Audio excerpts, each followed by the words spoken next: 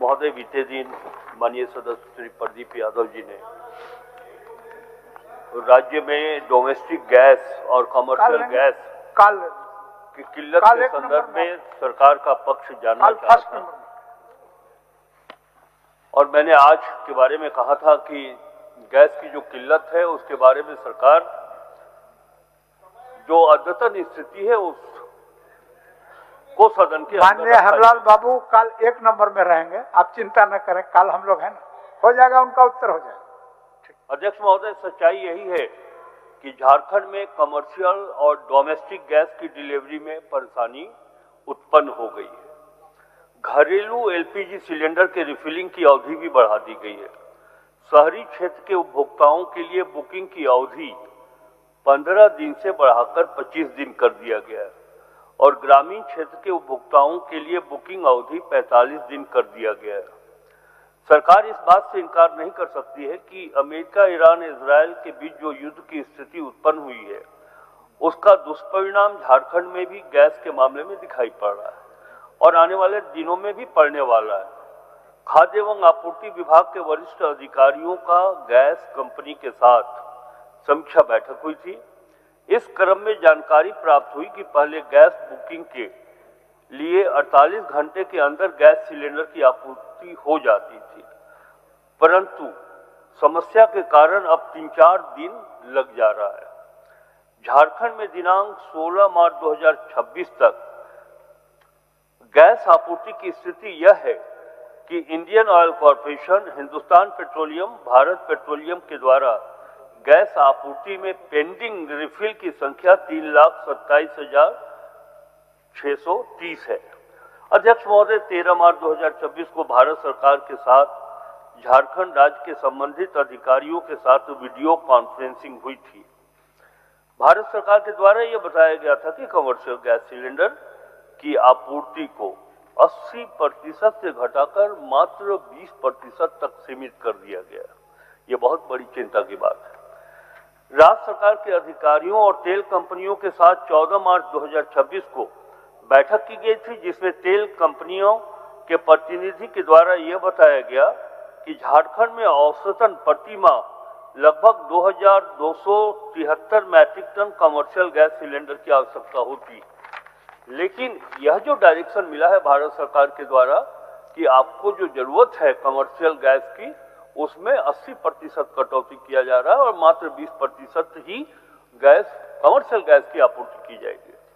इससे क्या इम्पैक्ट पड़ेगा सो मैं बताना चाहता हूं। इस प्रकार कमर्शियल सिलेंडर की कुल आवश्यकता 2273.11 मैट्रिक टन के विरुद्ध मात्र 454.6 मैट्रिक टन की आपूर्ति झारखंड में होगी। इस प्रकार झारखंड को प्रति माह commercial gas 1818.51 metric tonne commercial gas की आपूर्ति कम हो जाएगी। महोदय, इसका इम्पैक्ट ये पड़ने वाला है, हमारे यहाँ धनबाद, बोकारो, रांची, जमशेदपुर और इस तरह के कई ऐसे जिले हैं जहाँ औद्योगिक संस्थान है।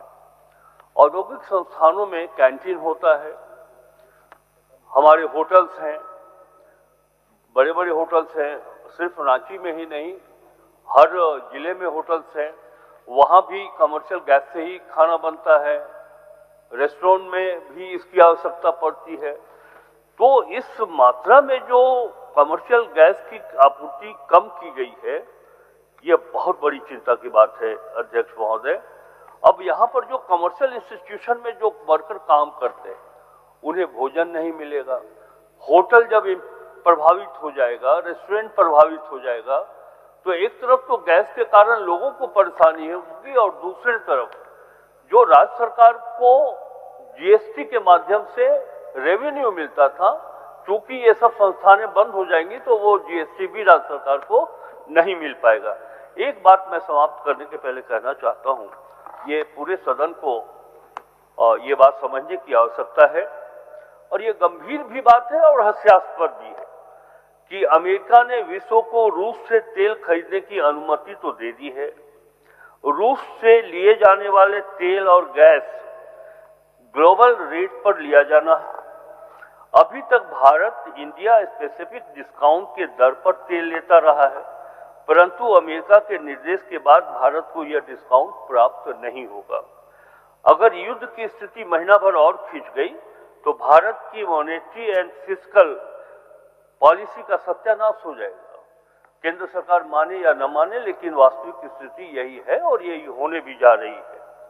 पेट्रोलियम रिजर्व, भारत सरकार ने कहा कि पेट्रोलियम रिजर्व क्रिएट करेंगे 100 दिनों के लिए, और जहां तक मीडिया के माध्यम से, मीडिया सोर्सेज से ये बात सामने आ रही है, और इसलिए मीडिया सोर्स का मैं उल्लेख कर रहा हूं कि केंद्र सरकार इस विषय पर एकदम मौन धारण किए हुए है, मुख दर्शक से चुप पड़ी हुई है।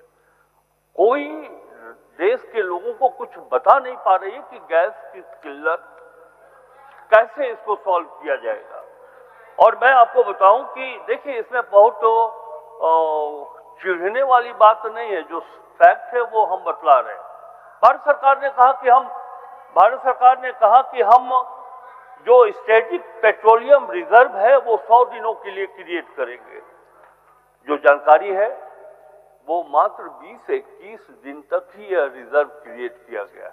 महोदय, इस प्रकार भारत सरकार को एक तो आप लोगों ने बता दिया, आप भले ही कहते रहे वोट की राजनीति के लिए कि विश्व गुरु है भारत। विश्व गुरु तो केंद्र सरकार के लिए डोनाल्ड ट्रंप ही बैठे हुए, भारत नहीं है विश्व गुरु। चलिए, और सबसे बड़ी बात यह है कि प्रधानमंत्री जी जिस तरह से चुप हैं और पार्लियामेंट में हमारे नेता श्री राहुल गांधी जी जिस तरह इस विषय को बता रहे हैं, उसका कोई उत्तर केंद्र सरकार, सदन के अंदर सबसे सर्वोच्च संस्था लोकसभा के अंदर कोई उत्तर सरकार के द्वारा नहीं आ रहा है। माननीय प्रभारी मंत्री वित्त, उस विषय पर चिंता नहीं है। जिस माननीय सदस्य के आग्रह पर आपने इन जवाबों को लिखे, आपके जवाब के क्रम में माननीय सदस्य सदन में रहे ही नहीं, रहते तो कुछ बोलते आपको। हाँ, चलिए, रहना चाहिए। मैं बिल्कुल सहमत हूँ। जी जी जी, माननीय प्रदीप यादव जी को रहना चाहिए था। बिल्कुल बिल्कुल।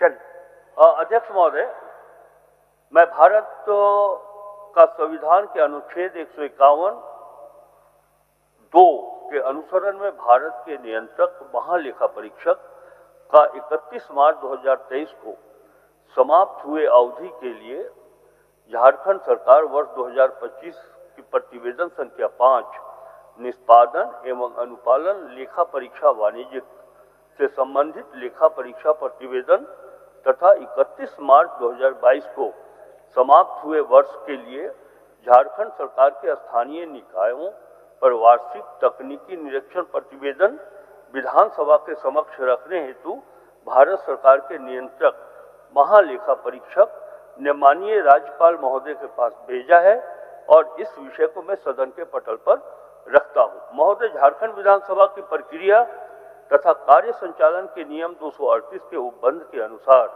लोक लेखा समिति का प्रतिवेदन यथा समय सदन में उपस्थापित किया जाएगा। मैं प्रस्ताव करता हूं कि विधानसभा के समक्ष रखे जाने के पश्चात और उन पर लोक लेखा समिति द्वारा परिनिरीक्षण किए जाने के पूर्व ये जनता के बीच बिक्री के लिए प्राप्त हो। प्रश्न यह है कि भारत के संविधान के अनुच्छेद 151(2) के अनुसरण में भारत के नियंत्रक महालेखा परीक्षक का 31 मार्च 2023 को समाप्त हुए अवधि के लिए झारखंड सरकार वर्ष 2025 की प्रतिवेदन संख्या 5 निष्पादन एवं अनुपालन लेखा परीक्षा वाणिज्य से संबंधित लेखा परीक्षा प्रतिवेदन तथा 31 मार्च 2022 को समाप्त हुए वर्ष के लिए झारखंड सरकार के स्थानीय निकायों पर वार्षिक तकनीकी निरीक्षण प्रतिवेदन झारखंड विधानसभा की प्रक्रिया तथा कार्य संचालन के नियम 238 के उपबंध के अनुसार लोक लेखा समिति के प्रतिवेदन यथा समय सभा पटल पर उपस्थापित किए जाने के पूर्व यह जनता में बिक्री के लिए प्राप्त हो। जो इस प्रस्ताव के पक्ष में है वह हाँ कहें, जो इस प्रस्ताव के विपक्ष में है वह ना कहें। मैं समझता हूं कि पक्ष में बहुमत है, प्रस्ताव स्वीकृत हुआ।